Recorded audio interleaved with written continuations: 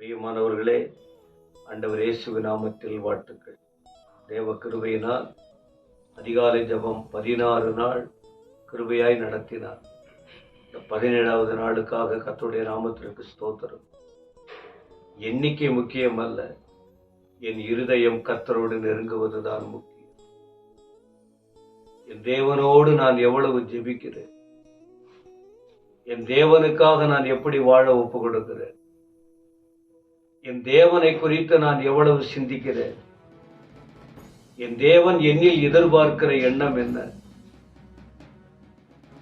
நான் எந்த அளவுக்கு அவரை பிரியப்படுத்தி வாழ ஒப்பு கொடுக்கிறேன் என்பதுதான் முக்கியம். கண்கள், கண்ணீர், அனுபவங்கள், இதுதான் இந்த 21 நாள் ஜெபத்தில் தியானித்து வருகிறோம்.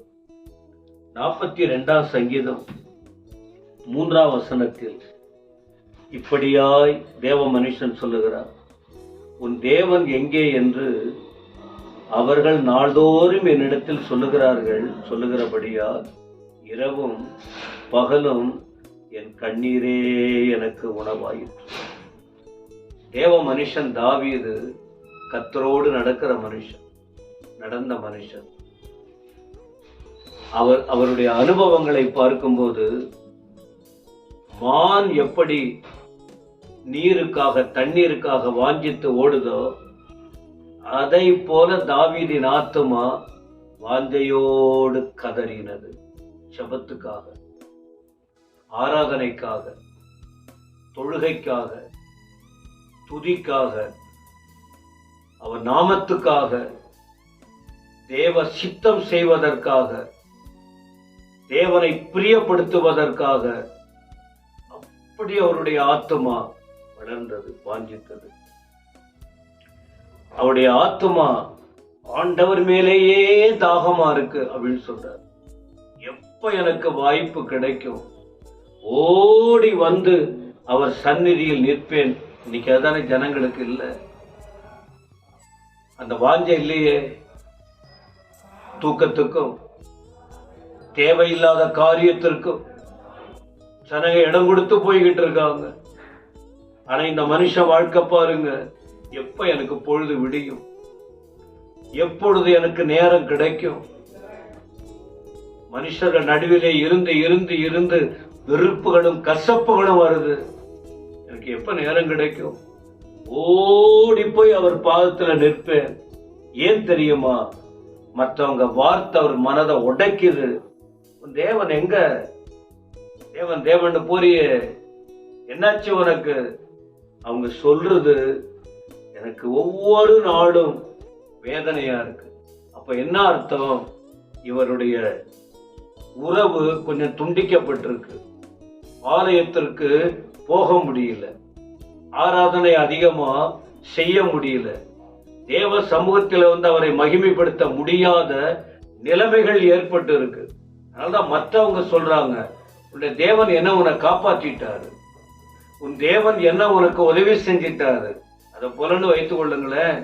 அப்படி சொல்றாங்க. அது எனக்கு இரவும் பகலும் என் கண்ணீரே எனக்கு உணவாயிற்று. இது தேவை சகோதரரே.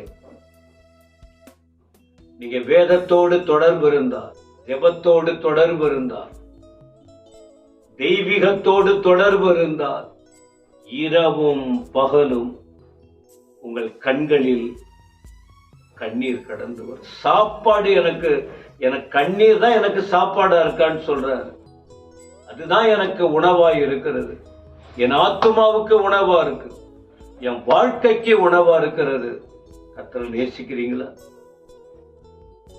அவரோட இணைந்து வாழுறீங்களா?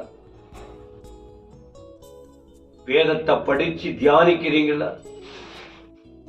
ஒவ்வொரு நாளும் ஜெபித்து வாழ்க்கையை ஒப்பு கொடுக்கிறீங்களா? எச்சரிக்கையா இருங்க, மோசம் போகாதீங்க. உங்களை அற்புதமா நடத்தி வருகிற தேவன், ஆச்சரியமான காரியங்களை செய்கிறேன்னு சொன்ன ஆண்டவர் உங்க மேல பெரிய நோக்கம் வைத்திருக்கிறார். அதை இழந்துடாம தேவ சமூகத்திலே நில்லுங்க, வாஞ்சையோட தேடுங்கள், கண்ணீரோடு அவரை பாதத்துல இருங்க. தேவன் உங்களுக்கு கிருபை கொடுப்பார். இம்மட்டு நடத்துகிற எல்லா பாதைகளுக்காக கர்த்தருடைய நாமத்திற்கு ஸ்தோத்திரம். ஜெபம் பண்ணுவோம். பரலோக பிதாவே, துதிக்கிறோம். உடைய வார்த்தைகளுக்காக ஸ்தோத்திரம்.